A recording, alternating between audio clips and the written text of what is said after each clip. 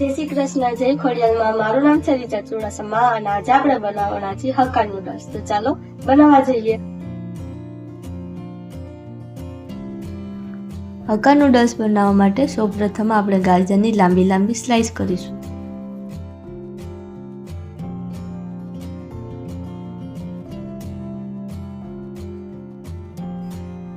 આ રીતે આપણે લાંબી સ્લાઇસ કરી લેશું.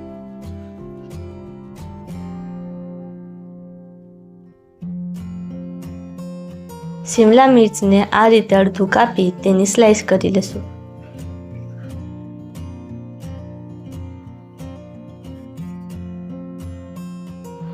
એવી જ રીતે કોબીને પણ અડધું કાપી તેની સ્લાઇસ કરી લેશું. નૂડલ્સ બનાવવા માટે આ રીતે જ વેજીટેબલ્સની લાંબી સ્લાઇસ કરવાની છે. બીજી બાજુ આદુ, લસણ, ડુંગળી અને લીલી ડુંગળી ઝીણી સમારી લીધી છે.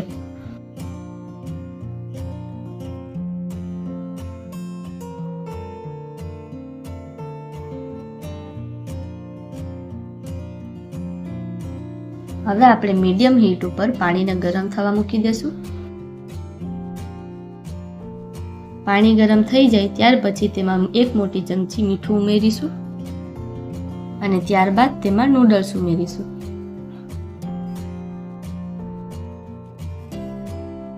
લગભગ 10 મિનિટ થઈ ગઈ છે. આપણા નૂડલ્સ બફાઈને તૈયાર થઈ ગયા છે.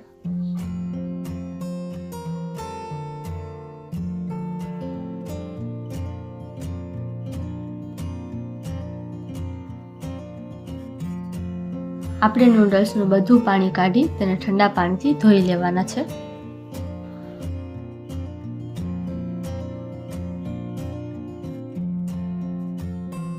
ત્યારબાદ તેને મોટા વાસણમાં 2 મિનિટ સુધી છૂટા છૂટા કરી દેશું.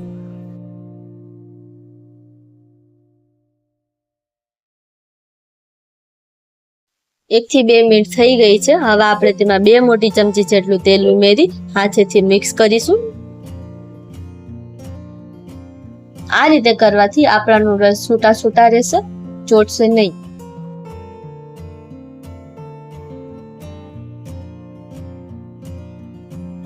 હવે આપણે એક કડાઈમાં 1 મોટું પાવડું તેલ ઉમેરીશું. આપણું તેલ એકદમ ગરમ થઈ ગયું છે. હવે આપણે તેમાં લસણ, આદુ, ડુંગળી અને લીલી ડુંગળી ઉમેરીશું.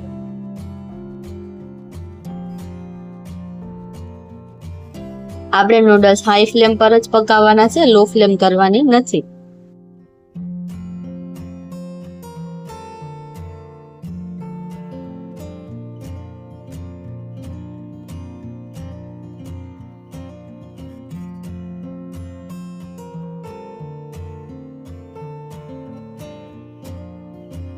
હવે આપણે તેમાં લાંબા સમારેલા વેજીટેબલ્સ ઉમેરી દેશું.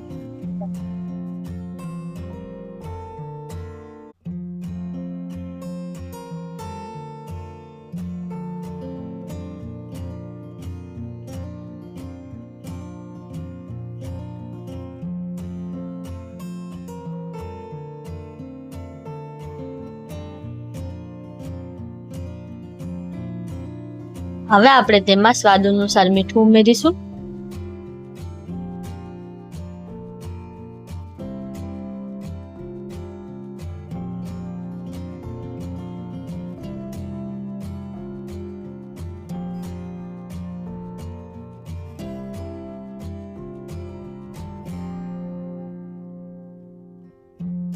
હવે આપણે તેમાં નૂડલ્સ ઉમેરીશું.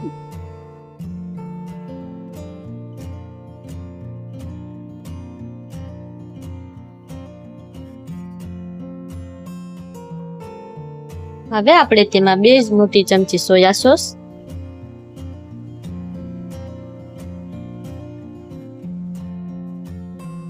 1 મોટી ચમચી ગ્રીન ચીલી સોસ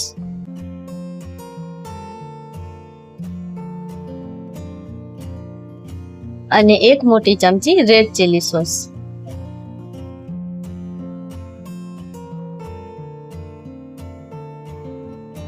હવે આપણે નૂડલ્સને સારી રીતે મિક્સ કરી લેશું.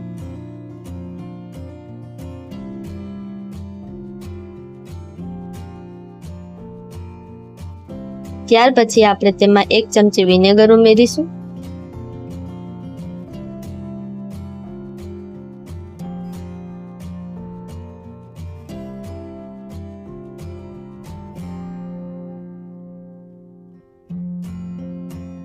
હવે આપણે તેમાં 1 મોટી ચમચી ટમેટો સોસ ઉમેરીશું.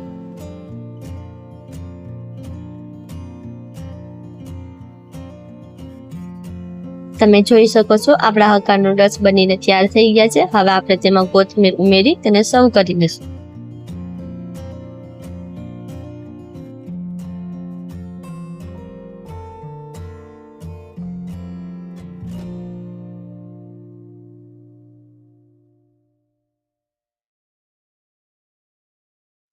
તો આ રીતે આપણે હક્કા નૂડલ્સ ઘરે સરળતાથી બનાવી શકીએ છીએ. જો તમને મારો વિડીયો સારો લાગ્યો હોય તો મારી ચેનલને લાઈક, શેર અને સબસ્ક્રાઇબ કરો. Thank you.